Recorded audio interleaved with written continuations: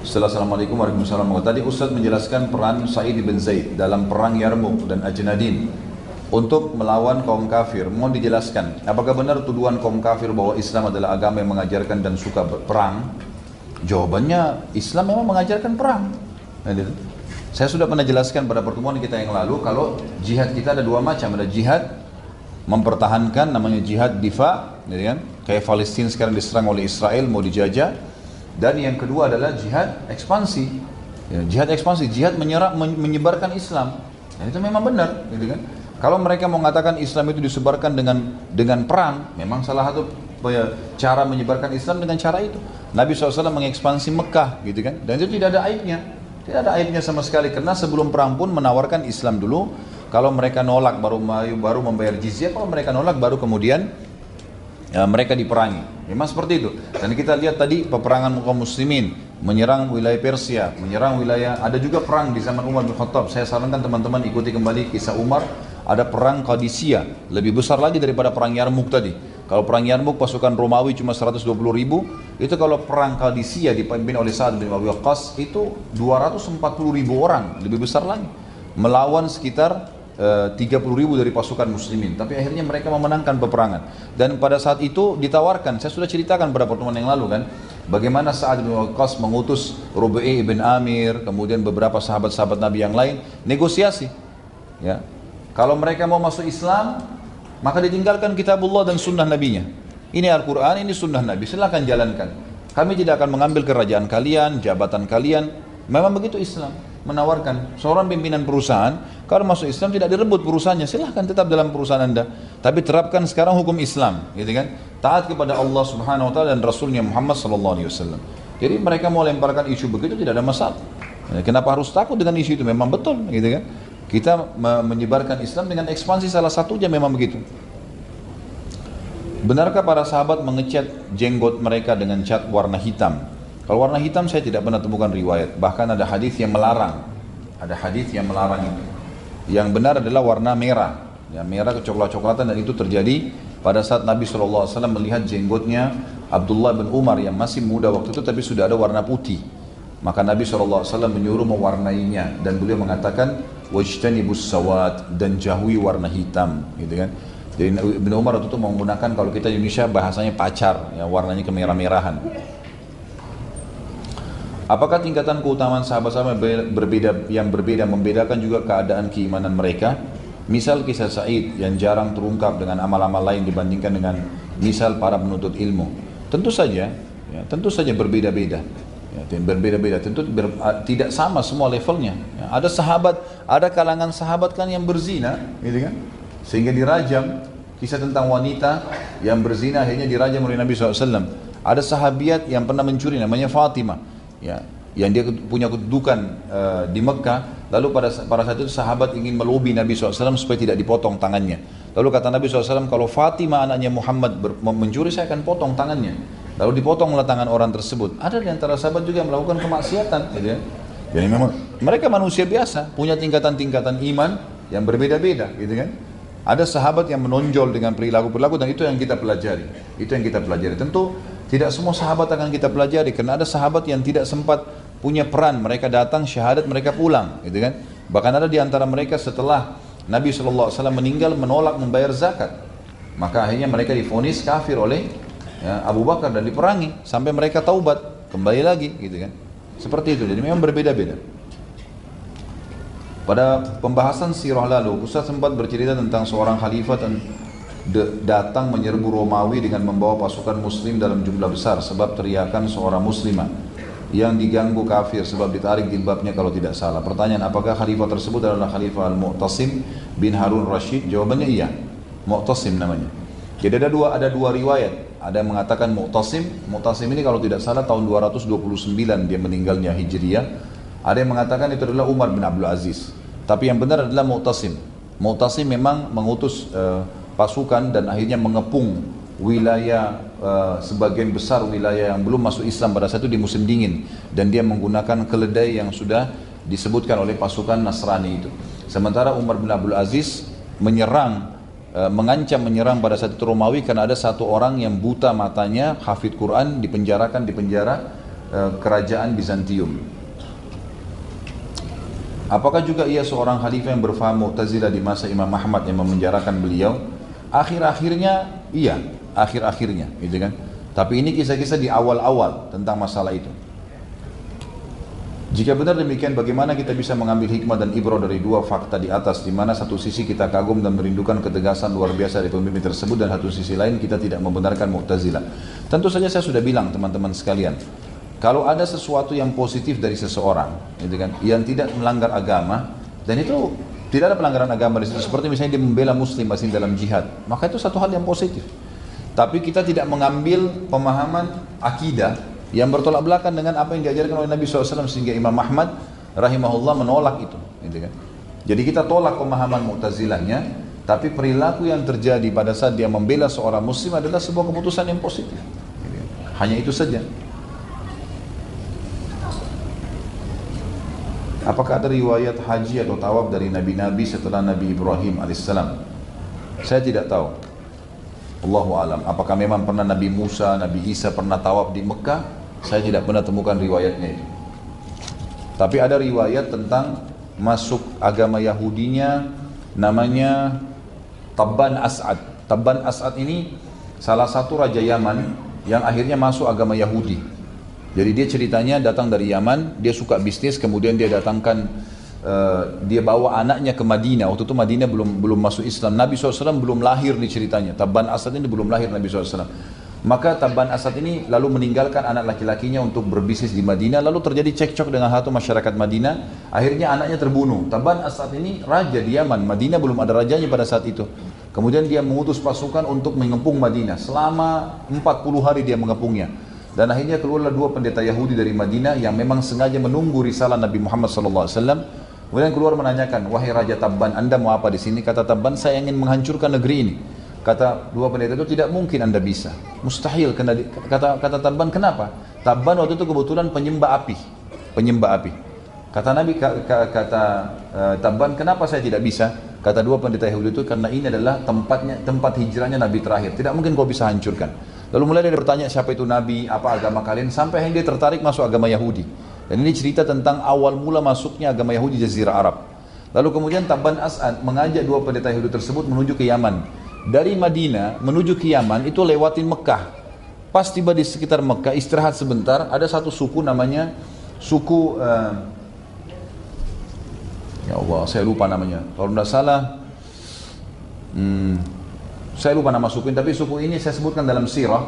Suku ini membenci penduduk Mekah, membenci juga penduduk Madinah. Maka dia mengatakan kepada Tabban As'ad, wahai raja, maukah kamu mendapatkan banyak sekali harta, dan tidak perlu perjuangan, tidak perlu perang?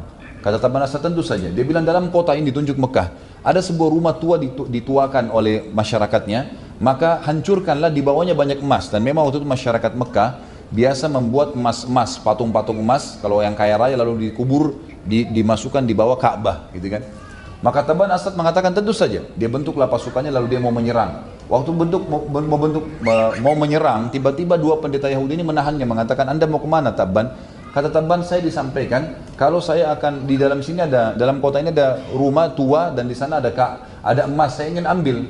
Kata pendeta tersebut, demi Allah, sesungguhnya yang menasihatin kamu itu tidak ingin kecuali kehancuranmu. Kami tidak tahu rumah Ka'bah, ya, rumah Allah di muka bumi kecuali ini. Tidak ada kecuali ini. Maka akhirnya yang terjadi adalah, kata Tabban As'ad, apa saran kalian? Kata pendeta Yahudi ini, saya sarankan Anda tawaf di situ dan jangan menghancurkannya. Maka Tabban As'ad pun berkata, kenapa kalian tidak ikut tawaf? Nah ini yang saya ingin saksi bahasan. Kata dua pendeta Yahudi tersebut, kami pendeta Yahudi, kami ingin tawaf di situ asal tidak ada patungnya. Kalau ada patung kami tidak akan tawaf. Berarti sebenarnya dari riwayat ini mereka juga mungkin tawaf, Yahudi, Nasrani, mereka mungkin tawaf, mereka tahu itu kan. Tapi mereka tidak melakukannya pada saat itu dengan alasan tadi. Setiap mendengar mengetahui kisah-kisah para sahabat Rasulullah berkaitan keistiqamah mereka dalam menjalani ketaatan kepada Allah dan Rasulullah SAW, sungguh masih jauh kita dengan mereka. Lalu bagaimana agar kita bisa seperti mereka, minimal bertasyabuh dengan mereka di zaman sekarang dengan segala fitnah yang terfasilitasi. agar kami menjadi golongan umat Rasulullah SAW yang selamat dunia akhirat. Salah satu penyebab kita adakan tablik akbar setiap bulan ini dengan izin Allah, semoga Allah mudahkan ya untuk itu, untuk memperkenalkan kepada antum semua siapa sahabat Nabi itu, gitu kan. Setelah kita dengar kisah mereka, kita praktekin dalam kehidupan kita sehari-hari. Lakukanlah apa yang mereka lakukan semampu kita. Makanya saya bilang tadi dari awal kan, kelebihan sahabat, keyakinannya, ayat-ayat saya sudah sebutkan. Kelebihan sahabat, mereka berpegang pada kebenaran. Setiap sahabat punya kelebihan yang menonjol, lalu kita berikan judul setiap sahabat dengan menonjol itu. Tinggal kita ambil, terapkan dalam kehidupan kita. Jadilah figur-figur Abu Bakar, Umar, Uthman, Ali, Talha, Zubair dan seterusnya yang memang jalan sekarang, bukan mustahil. Tinggal antum istiqomah aja kok, nggak ada masalah. Ya, dan ini insya Allah seperti sekarang dakwah-dakwah sunnah yang sedang disampaikan, semua itu mengikuti para sahabat. Ya, yang kita dakwakan, yang kita sampaikan, semua itu adalah mengejar itu. Jadi ini memang tujuannya. Jadi caranya adalah tinggal mengikuti sejarah mereka, praktikkan dalam kehidupan kita. Allahu a'lam. Assalamualaikum Ustaz, mendengar kisah perjuangan para mujahid seperti halnya Talha, ingin rasanya kita merasakan jihad seperti halnya para sahabat Rasulullah SAW. Tapi untuk berdiri di Indonesia, bagaimana kita bisa berjihad? Jihad yang seperti apa yang bisa kita lakukan? Tentu kita berusaha banyak kan, teman-teman kita yang tadi saya jelaskan di Palestina kita doakan. Ada sudah beberapa LSM di Indonesia yang sering membantu ke sana. Kita ikut, karena jihad bisa dengan harta, bisa dengan jiwa, dan juga bisa dengan doa. Ada sabda Nabi SAW pada saat terjadi perang Badar. Ya, kata Nabi SAW, di Madinah ada teman-teman kalian yang tidak ikut dengan kalian di sini, tidak ikut, gitu kan? Tidak ikut dengan kalian, tapi mendapatkan pahala yang sama dengan kalian dengan doa-doa mereka. Jadi kita lakukan itu. Kapan dibutuhkan satu waktu ada jihad, kita melawan tentunya, menggunakan. Dan ingat, kalaupun tidak terjadi sampai anda meninggal, sabda Nabi SAW pegangi. Hadis sahih kata Nabi SAW, man talaba syahada bisidq ballagahu Allahu manazil asy-syuhada wa in mata ala firashi. Siapa yang memohon kepada Allah dengan tulus dalam doanya untuk mati syahid, maka Allah akan memberikan dia kedudukan mati syahid walaupun dia mati di atas ranjangnya. Jadi kita berusaha ikhtiar. Bagaimana cara mendapatkan mati syahid atau bersikap untuk wanita yang belum menikah dan yang sudah menikah di zaman sekarang? Jadi banyak sebenarnya cara ya, banyak. Di antaranya tadi berdoa, laki-laki dan perempuan sama, agar Allah memberikan syahadat. Dan mati syahid juga banyak, bisa di kancah peperangan, bisa mati yang lain ya, mati membela kehormatan, perempuan mati melahirkan. Tapi kita boleh meminta kepada Allah Subhanahu Wa Taala, dan perempuan dibolehkan ikut ya, di kancah peperangan. Nabi SAW setiap perang pasti ada sahabat yang ikut untuk memasakkan para mujahidin. Bahkan Ummu Umarah, nanti ada kisah tentang sahabat, insya Allah satu waktu kita tablik akbarkan. Ada Nusaybah binti Ka'ab terkenal, dia memotivasi suaminya, memotivasi anak-anaknya untuk ikut jihad, dan dia termasuk ikut di kancah peperangan Uhud. Kata Nabi SAW, waktu saya sedang terdesak di Uhud dan saya lihat anak-anak panah Quraisy menyerang ke arahku, maka aku melihat Ummu Umarah mematahkan anak-anak panah itu. Jadi bisa tentunya, gitu kan? Tentu yang paling baik kalau menurut saya selain doa adalah anda sebagai seorang muslimah ya, mengkader anak-anak anda menjadi mujahidin. Itu yang penting, gitu kan? Tanamkan agama kepada mereka dan menjadi kader-kader jihad insya Allah. Bagaimana cara syahid pada zaman sekarang? Ini sudah dijelaskan tadi ya. Jadi syahid itu tentu kita meminta kepada Allah Subhanahu Wa Taala. Kurang lebih seperti itu. Adakah metode olahraga memanah sesuai dengan sunnah? Tentu saja. Yang ada adalah disuruh memanah, gitu kan. Kalau metodenya saya belum pernah secara khusus dapatkan kalau ada metode khusus ya. Tapi insya Allah sih setahu saya ya, sepengetahuan sebatas saya tahu, memanah kan sama saja dari zaman dulu sampai sekarang, cuma perbedaan dengan bentuk alatnya saja, gitu kan. Intinya coba dijalankan karena itu adalah perintah Nabi SAW, diniatkan untuk mendapatkan pahalanya, insya Allah sudah bisa. Sa'ad bin Abi Waqqas mendoakan keburukan untuk Usama bin Qatadah. Apakah kita dibolehkan mendoakan keburukan untuk orang lain? Tentu saja boleh kalau dia zalim. Kan gitu. Karena dia zalim, anda terzalimi, tidak ada hijab antara anda dengan Allah Subhanahu Wa Taala. Kan kata Nabi SAW begitu kan. Hati-hati kepada Muadz bin Jabal waktu beliau diutus jadi dai ke Yaman. Dalam hadis Bukhari beliau mengatakan, ittaqi da'watal mazlum fa inna laisa baina wa bainallahi hijab. Ahli kitab di sana, Yahudi dan Nasrani, Yang pertama kau dakwain adalah la ilaha illallah Muhammad Rasulullah. Kalau mereka terima, maka perintahkan mereka sholat 5 waktu. Kalau mereka terima, perintahkan mereka mengeluarkan zakat dari orang kaya diberikan ke orang miskin mereka. Kalau mereka terima, perintahkan mereka puasa setahun sekali dari Ramadan. Kalau mereka terima, suruh mereka haji bagi yang mampu. Setelah Nabi SAW menjelaskan masalah, lalu Nabi mengatakan, dan hati-hati hai Mu'ad dengan harta-harta mereka. Jangan sampai kau melakukan kezaliman. Karena orang yang terzalimi tidak ada hijab antara dia dengan Allah subhanahu wa ta'ala. Termasuk orang kafir ya. Jadi orang kafir tetangga kita tidak ada urusan sama kita. Lalu kemudian kita tiba-tiba gangguin dia. Terzalimi. Orang kafir nggak apa-apa diambil mobilnya misalnya. Dia terzalimi. Kalau dia berdoa sama Allah, khusus orang yang terzalimi, orang kafir pun diijabah sama Allah. Kalau dia berdoa sama Allah, khusus orang yang terzalimi, orang kafir pun diijabah sama Allah. Nah saat di sini, waktu selesai pembebasan Persia, maka Umar bin Khattab menobatkan jadi gubernur. Dia yang pegang. Dan gubernur ini bukan kayak kita di Indonesia sekarang. Yang gubernur kan paling cuma mungkin DKI misalnya. Atau wilayah-wilayah tertentu saja kecil. Kalau gubernur zaman dulu itu besar. Wilayah kekuasaannya seluruh Persia, Irak, Iran, Rusia, semuanya di bawah Sa'ad. Jadi ini seperti kekuasaan kerajaan sendiri. Pada saat itu dia difitnah oleh Usama bin Qatadah tadi. Difitnah, dikatakan dia sholatnya tidak benar, gitu kan? Maka Umar bin Khattab tadi saya sudah sebutkan, tradisi beliau, kalau beliau dapat laporan, maka beliau menarik dulu gubernurnya itu, karena tidak bisa komunikasi seperti sekarang mudah via telepon atau datang dengan cepat dengan pesawat, maka dipanggil ke Madinah baru diluruskan gitu. Ternyata tidak benar, dan sempat Umar menawarkan kembali agar saat kembali, tapi saat sudah tidak mau. Dan saat sempat berkata, ya Allah, kalau seandainya hambamu itu, si Usama bin Qatadah, dia melakukannya itu karena ingin membuat fitnah, karena ria, ya, karena memang mau memecahkan kaum muslimin, maka susah, panjangkan umurnya, berikan dia kefakiran dan juga ya berikan kepadanya berbagai macam fitnah. Jadi di sini saat terzalimi, sampai Umar bin Khattab mencopot dari jabatannya, maka dia pun mendoakan masalah itu. Jadi boleh saja, ya, itu bukan hal yang salah. Tadi dikatakan apabila kisah sejarah seperti ini dijadikan film, ditakutkan artis yang memerankan tidak setara dengan ahli maksiat. Bagaimana kalau dijadikan film animasi? Ini masih khilaf di antara ulama tentang masalah itu. Tentang boleh atau tidak. Kalau masuk dalam pendidikan. Seperti misalnya membuat buku. Gitu. Umumnya ulama mengatakan kalau dia tidak utuh dalam bentuk manusia. Tidak utuh dalam bentuk manusia. Misal seperti teman-teman yang sudah paham sunnah tentunya, mereka kalau buat buku tentang kisah sahabat ini pasti daerah wajah gambar itu dihilangkan gitu kan. Sementara yang lainnya pakaian, tangan itu biasa saja. Ini yang saya tahu dibolehkan. Tapi kalau dia utuh dibuat alisnya, matanya, nanti kesannya seperti itu, maka itu tidak dibolehkan. Ini Allah alam yang saya tahu. Kerajaan atau wilayah manakah yang masuk ekspansi wilayah Islam yang menerima tawaran dengan damai dan tanpa peperangan? Kalau tidak semua wilayah tentu diekspansi dengan peperangan ya. Jadi seperti misalnya Taif, kalau di Saudi ya. Kemudian Tabuk, wilayah Tabuk, perang Tabuk. Nabi SAW ke sana dan orang-orang Romawi tidak ada yang berani keluar. Wilayah itu ditinggalkan sama mereka. Gitu kan? Beberapa suku-suku Arab pada saat itu juga termasuk. Kemudian setelah Amr bin As masuk ke Mesir, maka Tunis, Jazair, Maroko juga masuk dengan damai, ya, bukan dengan peperangan. Gitu kan? Ditawarin Islam, mereka masuk Islam kaumnya.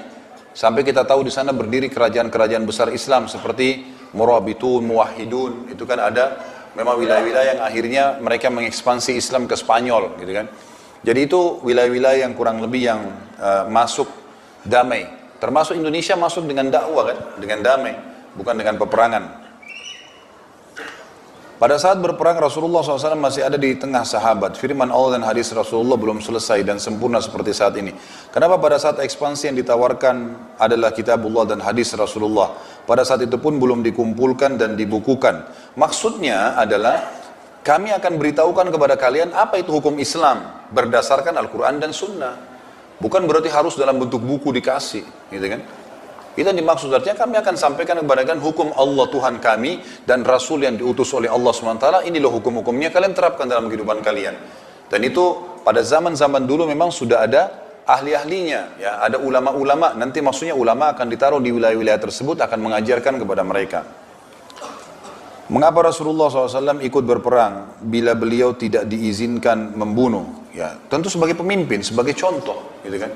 Beliau bukan tidak diizinkan membunuh ya, artinya beliau menghindari masalah membunuh itu, dan Allah Subhanahu Wa Taala memang menekankan kepada Nabi-Nya Muhammad SAW tidak membunuh kecuali memang orang yang diinstruksikan, gitu kan?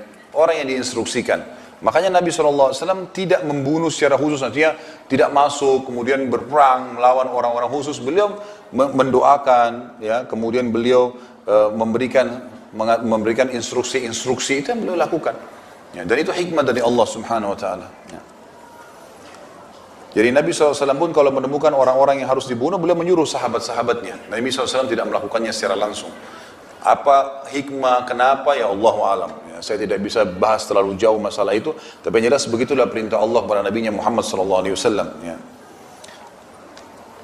Bagaimana pandangan Pak Ustadz terkait kalau bangsa yang kuat pasti akan mengalahkan bangsa yang lemah? Dan jika kita berkaca begitu kuat dan hebatnya kaum muslimin di masa lalu, kemudian jika kita kaitkan dengan kondisi bangsa Indonesia dan muslim khususnya saat ini sedang digempur dengan begitu dahsyatnya, dan strategi dengan strategi apa sih ini ya? Dengan strategi apa ini? Saya tidak. Namun pasti efek hancurnya dengan strategi pelan, namun pasti efek kehancurannya. Apa yang sedang ditanyakan?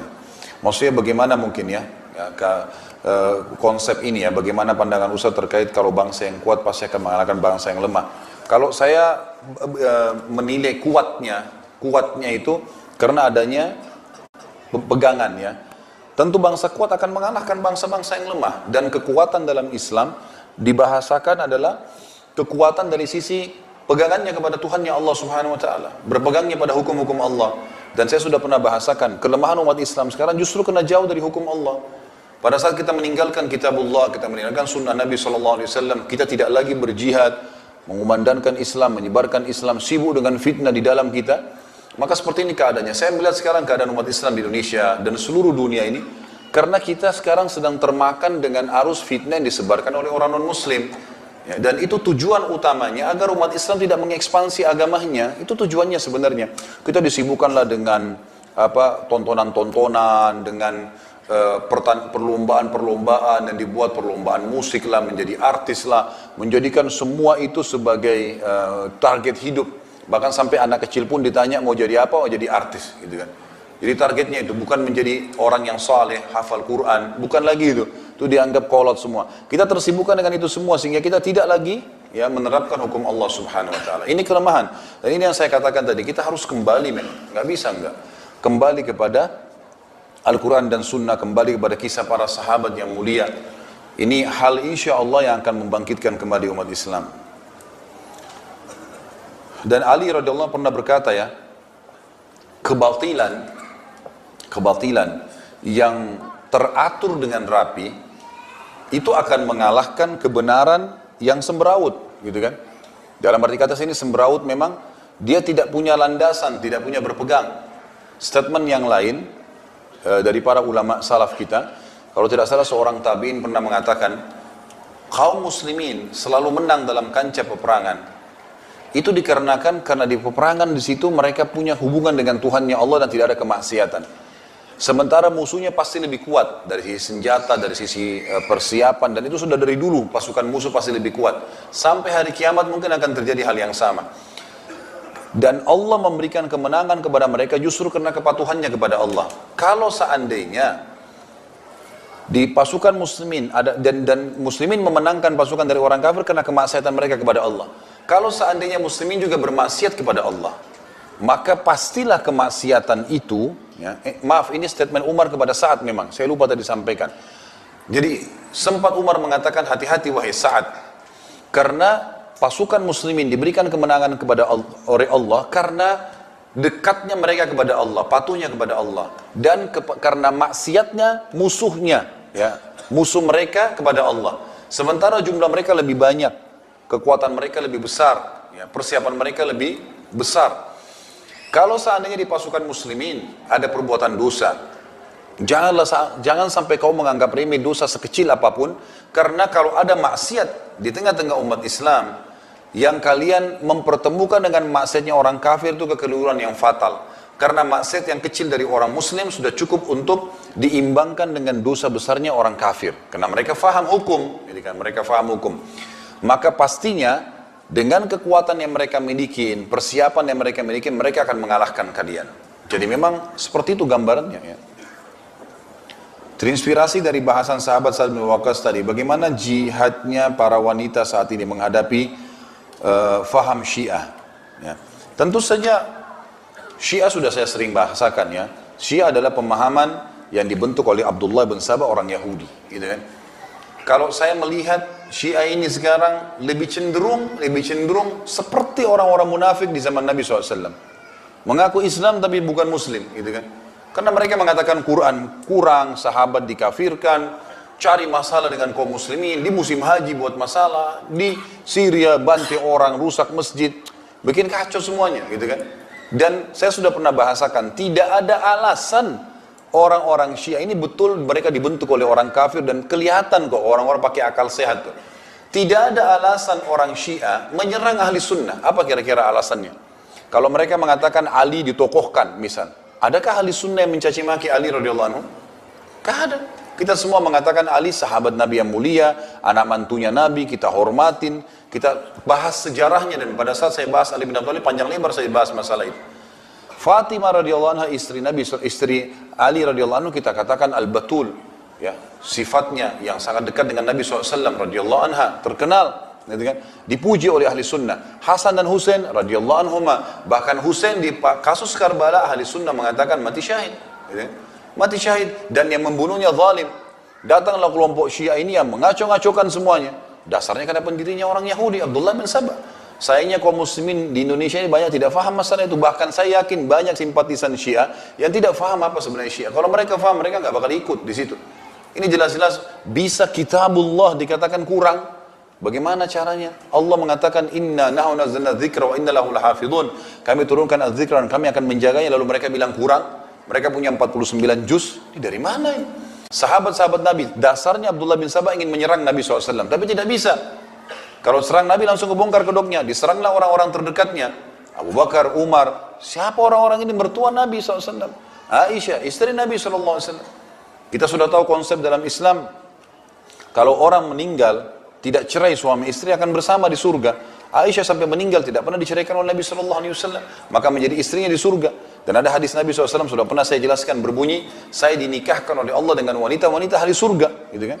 Jadi sudah disebutkan, dan ummahatil mu'minin radhiyallahu anhunna ajma'in. Tapi mereka lakukan hal-hal tersebut, gitu kan? Akhirnya berkembanglah kemana-mana. Tapi tidak pernah ada negara yang ahli sunnah berkuasa mengikuti sunnah Nabi kayak Indonesia, kayak Saudi, kayak negara-negara Islam yang lain. Ada Syiah di dalam, Syiahnya diganggu. Nggak pernah tuh. Nggak pernah ada dalam sejarah ahli sunnah tuh, Syiah diganggu. Tapi kalau Syiah berkuasa pasti membunuh ahli sunnah. Bukan cuma mengganggu ya, membunuh, membantai, merusak masjid. Karena dianggap kafir bagi mereka. Ini bahaya sekali, gitu kan. Jadi memang ini pemahaman yang sudah tidak boleh ada tengah-tengah umat Islam. Nggak boleh, gitu kan. Dan jangan terpengaruh mengatakan, oh Syiah itu banyak. Banyak dari mana, gitu. Nggak ada banyaknya, jumlahnya sedikit, cuma tahu menakut-nakuti umat Islam. Nggak ada. Salah satu ulama di Saudi kemarin pas diskusi dipertemukan dengan tokoh-tokoh Iran, kemudian saya punya cuplikannya di WhatsApp kebetulan. Kemudian dia bilang, waktu dikatakan bagaimana kalau kita menyatukan dua madhab ini? Kata beliau, dari mana dua madhab? Katanya dua madhab besar. Dari mana besar? Anda ini Syiah mengaku besar dari mana? Gitu. Dari berapa jumlah kalian dan di mana? Dan apa pemahaman kalian? Pemahaman apa? Mengatakan Al-Quran kurang, mencaci maki sahabat-sahabat Nabi? Nggak mungkin sefaham dengan kita. Kalau Anda mau, lebih baik disarankan oleh para ulama Sunni, lebih baik Syiah buat agama sendiri. Ngaku agama Syiah, terserah mau buat ibadah apa silahkan. Tapi kalau ngaku Muslim mengatakan Quran kurang, nggak mungkin, gitu kan? Nggak mungkin. Jadi peran kita memang harus memerangi, nggak boleh. Kita perangin dengan dakwah, dengan kita sampaikan, gitu kan? Luruskan pemahaman mereka. Ya begitu, setiap ada kegiatan, Syekh Utsaimin ditanya rahimahullah, kalau seandainya orang-orang Syiah sekarang sudah buka kampus-kampus, punya sekolah, buat seminar-seminar, apa yang kita harus lakukan? Kata beliau, lawan mereka dengan double. Kalau mereka punya seminar satu, kita buat seminar 2, 3. Mereka punya kampus satu, kita buat 3 kampus. Nanti insya Allah masyarakat akan bedain kok itu. Kalau di negara-negara yang memang tidak bisa langsung divonis. Sayangnya Indonesia nggak seperti Malaysia ya. Malaysia langsung hukum pemerintahan, Syiah sesat, nggak boleh ada. Ditangkap kalau ada Syiah tuh di Iran, di Malaysia. Dianggap akan mengancam pemerintahan, dan itu sebenarnya pemikiran yang tepat ya. Memang mereka memang selalu bikin kacau. Begitu ada kekuatan pasti bikin kacau. Berapa banyak mereka pada saat di Madinah itu hari buat masalah, masuk ke kuburan Baqi, mau ngambil mau bongkar kuburannya Aisyah radhiyallahu anha, mau ngambil tanahnya, ribut sama polisi-polisi pada saat itu. Akhirnya jadi masalah, buat masalah. Ini pemahaman yang ngawur gitu. Bahkan sekarang di Iran mereka buat Ka'bah. Gitu. Ada Ka'bah. Di Iran itu ada 3 Ka'bah, bukan 1, 2, 3 Ka'bah, gitu kan? Ada 2 di satu tempat, ada 2 tempat, ada 1 lagi. Saya sempat lihat cuplikan Ka'bahnya itu. Sampai ada salah satu tokoh dari Saudi yang mengatakan, begini saja, daripada kalian buat masalah buat muslimin di musim haji, kan kalian sudah punya Ka'bah di Iran, udah silakan, ya tawaf aja di sana daripada buat umat Islam buat masalah, gitu kan? Jadi nggak usah buat masalah, lebih baik buat agama sendirilah. Seperti itu memang mereka buat. Yang di dalam agamanya semua ancaman-ancaman, bahkan yang aneh sekali, kalau antum lihat cuplikan fatwa-fatwanya mereka, fatwa yang aneh sekali. Saya tidak tahu sudah terima bahasa Indonesia itu, tapi dalam bahasa Arab ada. Kalau kita ketik di YouTube itu, fatwa-fatwa aneh para ulama Syiah. Itu apa ya? Kalau saya bahasakan fatwa lelucon. Gitu. Jadi musim haji, saya lihat salah satu tokohnya mereka mengatakan kalau musim haji ditanya oleh jamaahnya, boleh nggak kita pakai HP? Oh kalau khusus laki-laki dia bilang, itu kalau pakai HP lagi ihram, tidak boleh HP-nya ditempelkan begini di telinga. Kalau begini batal hajinya. Kalau dibesarin speakernya baru tidak batal. Ini fatwa dari mana ini? Kan itu. Kelinci dianggap tidak boleh, ini itu aneh-aneh. Tapi dalam bahasa Arab memang ya. Saya tidak tahu, mudah-mudahan satu waktu ada teman-teman yang terjemahkan bahasa Indonesia dan didatangkan cuplikannya. Biar orang-orang Syiah di Indonesia pun faham. Mereka nggak faham tuh. Fatwa-fatwa di sana tuh aneh-aneh gitu. Ya, aneh-aneh. Bagaimana dengan tokoh-tokoh yang mereka tokohkan, dari mana asalnya, apa sejarah hidupnya, semua kalau ditahu itu mereka tidak bakal ikut, teman-teman sekalian. Semoga Allah berikan hidayah. Apalagi di Indonesia ini memang kita sangat subur ya, karena orangnya umumnya apa yang disampaikan bisa diterima, kan gitu. Sampai di Saudi itu dibahasakan orang Indonesia ini orang yang paling lunak, sering apa yang dibahasakan ya sudah diterima saja, gitu kan. Gampang, pokoknya paling gampang, paling subur. Orang-orang kristenisasi yang nyebarin Kristen Indonesia mengatakan Indonesia adalah lahan paling subur buat kami. Karena mereka apapun disampaikan, apa yang dikasih, ya gitu kan. Jadi ini hal mendasar yang mesti memang diketahui. Kalau saya ditanya apa perannya, apa kiprahnya, kita harus yang pertama membaca tentang mereka itu siapa Syiah. Tadi saya sampaikan sebagian kecil saja. Setelah kita tahu, kita coba mengingatkan orang-orang terdekat buat kita. Mengingatkan semuanya. Yang bisa menjangkau instansi pemerintahan sampaikan dalam keadaan mereka. Ceritakan, sampaikan apapun. Dan ini bukan jangan bohong, tidak ada kebohongan. Fakta-fakta lapangan cukup banyak yang bisa ditemukan. Beberkan, ini loh faktanya, mereka buat begini, dipaparkan, gitu kan. Kemudian di pengajian-pengajian, ustadz-ustadz harus gencar menyampaikan. Ini sudah harus, gitu kan. Dan Anda juga jangan mudah terpengaruh dengan isu-isu yang disampaikan. Kalau Syiah itu begini, Syiah itu punya pasukan, Syiah itu punya apa, itu nggak ada. Semuanya itu cuman ngomong kosong yang, kalaupun misalnya ada, mereka mau buat apa? Mau bunuh umat Islam. Memang kita sudah tunggu kematian kok, gitu kan. Umat Islam tinggal, alhamdulillah kalau ada yang umat Islam yang dibunuh sama orang-orang yang mengaku muslim seperti ini, atau misalnya orang-orang kafir, mati syahid, gitu kan. Tinggal tunggu satu tembakan kemudian mati syahid, masuk surga tanpa hisab. Siapa yang takut dengan itu? Ahli sunnah tidak akan gentar dengan itu. Tapi kita tidak pernah buat masalah kepada siapapun. Dan ulama mengatakan, berperilaku dengan orang-orang Syiah ini sama persis perilaku Nabi SAW dengan orang munafikin di Madinah. Waktu Umar bin Khattab ingin menebas lehernya Abdullah bin Abi Salul, karena dia pimpinan munafikin, kata Umar, ya Rasulullah izinkan saya tebas lehernya. Kata Nabi SAW, jangan. Karena jangan sampai nanti orang berbicara Muhammad membunuh sahabatnya. Artinya apa? Selama mereka mengaku muslim, kita tidak akan ganggu, kita dakwain, luruskan. Tapi kalau mereka buat kekacauan, ya perlu pelajaran, gitu kan? Perlu pelajaran, gitu. Keliru kalau mereka menganggap ahli sunnah itu tidak punya kekuatan, ngawur itu. Kan gitu. Umat Islam itu, umat muslimin ahli sunnah tahu keyakinannya dengan Allah Subhanahu Wa Taala, dan berapa banyak di kancah jihad terjadi, mereka baru masuk, mereka baru belajar, mereka sudah banyak mendapatkan kemenangan-kemenangan. Itulah yang Allah perlihatkan. Jadi saya sarankan seperti itu.